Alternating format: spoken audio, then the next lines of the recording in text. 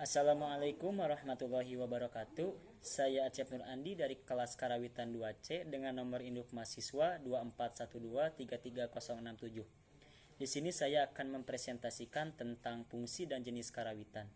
Jenis karawitan terbagi menjadi 3 bagian, yaitu berdasarkan media ungkap, bentuk pertunjukan, dan jumlah perangkat instrumen. Sedangkan fungsi karawitan terbagi menjadi 2 bagian, yaitu elemen karawitan dan fungsi penyajian karawitan. Jenis karawitan berdasarkan media ungkap terbagi menjadi 3 bagian, yaitu karawitan sekar, karawitan gending, dan karawitan sekar gending. Karawitan sekar atau bisa disebut dengan vokalis adalah penyajian karawitan yang berkeutuhan penyajiannya hanya berbentuk oleh unsur sekar atau vokal tanpa disertai dengan unsur instrumen, contohnya yaitu beluk atau wawacan. Dan yang kedua, karawitan gending. Karawitan gending atau bisa disebut instrumen adalah penyajian karawitan yang keutuhannya penyajiannya hanya terbentuk oleh unsur waditra atau instrumen tanpa disertai dengan unsur instrumen sekar, contoh dengung klasik dan kendang penca. Dan yang ketiga, karawitan sekar gending. Karawitan sekar gending adalah gabungan antara vokal dan instrumen, atau karawitan sekar dan karawitan gending adalah yang berkombinasi, yaitu penyajian karawitan yang keutuhan penyajiannya terbentuk oleh campuran antara unsur sekar dan unsur waditra, yang keduanya saling ketergantungan atau melengkapi. Contoh karawitan sekar gending yaitu keliningan dan celempungan. Dan yang kedua, berdasarkan bentuk pertunjukan. Jenis karawitan yang bentuk pertunjukan terbagi menjadi 2 bagian, yaitu karawitan jenis helaran atau bisa disebut pawai atau karnaval, dan yang kedua, karawitan jenis balandongan atau di tempat panggung. Karawitan jenis helaran atau pawai karnaval, jenis karawitan yang keutuhannya penyajiannya terbentuk dari konsep pertunjukan helaran, yaitu bentuk pertunjukan yang dilakukan secara mobile di jalan-jalan atau lapangan, contoh Angklung Seret dan Singa Depok.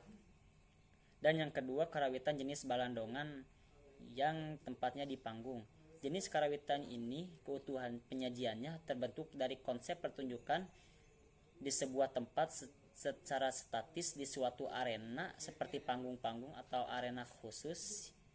Contohnya yaitu seperti upacara adat.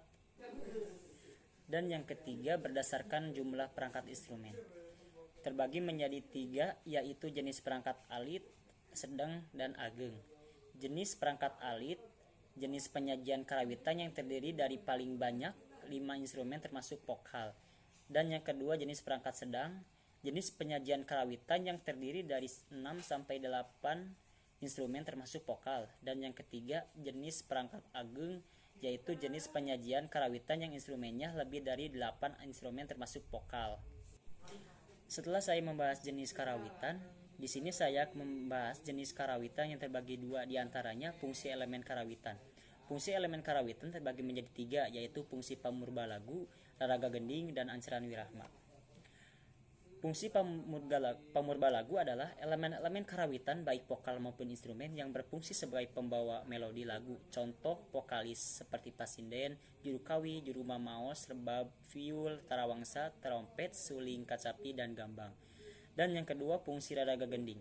Elemen-elemen karawitan yang terdiri dari instrumen-instrumen yang berfungsi sebagai kerangka lagu atau ritme, contohnya diantaranya waditra-waditra gamelan, kacapi, dan gambang. Dan yang ketiga, fungsi ancaran wirahma. Elemen-elemen karawitan yang terdiri dari instrumen-instrumen yang berfungsi sebagai pengatur tempo dan irama, contoh waditra kendang, gambang, dan kecapi. Dan fungsi yang kedua adalah fungsi penyajian karawitan. Fungsi penyajian karawitan terbagi menjadi 3, yaitu fungsi estetika, fungsi ritual, dan fungsi sosial. Yang pertama, fungsi estetika terbagi menjadi 2, yaitu penyajian karawitan mandiri dan penyajian karawitan fungsional.